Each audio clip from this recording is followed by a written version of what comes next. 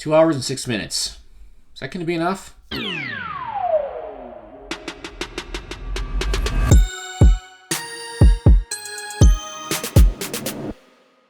So, we got the announcement earlier today at the time that I'm filming this, not at the time that I'll post it, that Doctor Strange Into the Multiverse of Madness is going to be only 2 hours and 6 minutes long.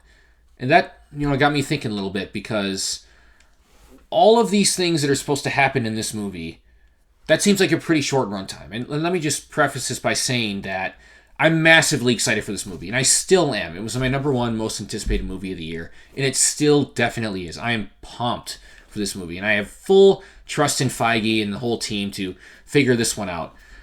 But it also has me thinking, a little bit worried, and I kind of just want to talk out loud a little bit, get my thoughts out there.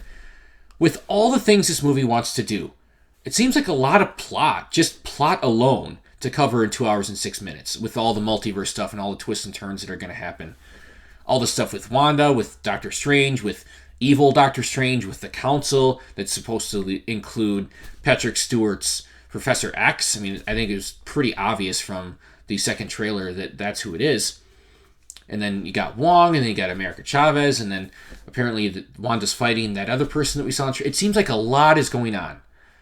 And they also are going to have, the rumor is, a bunch of cameos in this movie as well. So this has me worried. So if they're going to try to pack this all into 2 hours, all this plot and all of these cameos, again, I haven't actually read spoilers or leaks, so I don't know. I've been avoiding that stuff. I don't exactly know how many cameos there are going to be and who they're going to be.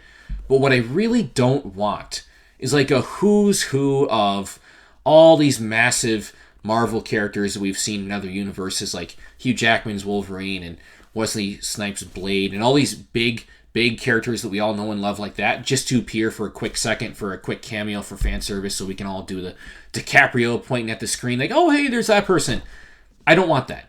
And I was really worried going into No Way Home that that's what they were going to do with Andrew Garfield and Tobey Maguire. And that's why I was originally kind of against them being in the movie, because I thought they were just going to appear for a quick cameo for fan service and just say hi and be gone. I don't really like that. And instead, they were in like the entire third act and were in a massive portion of the movie and were necessary to the story and enhanced the narrative. And I like that much better than if they would have just appeared quickly as a cameo. So if you do that in this movie, just a cameo fest, first of all, how do you do that within 2 hours plus all the plot you want to cover? And then if you do, it's just going to be real quick, boom, boom, boom, boom, boom, just quickly showing all these people that we really know and love. Just for the fan service. I don't like that. Now, what they could do, and this might be what they're doing, is a bunch of kind of minor little Easter egg cameos, like fun stuff that people showing up, like that just happen to be there while they're doing this other stuff. That would be fine. And it's also depending on how many, too. I don't know, again, but I've heard the rumor that there's supposed to be a ton of cameos in this movie.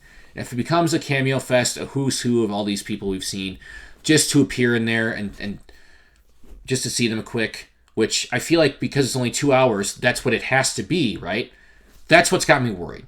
I know this has maybe been a little bit convoluted. It's kind of hard to explain all of my thoughts on this, but I think I've explained it pretty well. So I don't know. I'm sure it's going to be great. The movie looks awesome. And I'm going to be buying tickets as soon as they're on sale. I'm going to figure out the exact time they go on sale. And I'll either stay up or I'll set my alarm to wake up to get tickets right away. I'm sure it's going to be awesome. But considering the runtime of Endgame was 3 hours. Infinity War was 2.5. No Way Home was 2.5. And people have been saying all these other movies like Iron Man and Guardians and stuff were only 2 hours. But yeah, those movies didn't have... seemingly, the movie hasn't come out yet, nearly as much to cover as this one does, plus all these cameos they want to throw in. So I'm having a little bit of a hard time wrapping my head around how they're going to fit all this stuff into 2 hours. I'm sure they'll pull it off. And let me know what you guys think in the comments. If you think I'm just being paranoid and they'll figure it out, that's probably the case. I just kind of want to talk out loud a little bit. And if you enjoy my content in general, subscribe to the notification bell. If you enjoyed this video, hit the like button, even if you don't necessarily agree. Drop a comment, let's have a conversation down below, and I got some more cool stuff coming. What do you guys think of Doctor Strange in the Multiverse of Madness. Are you excited for it? Are you worried about the runtime too? Let me know.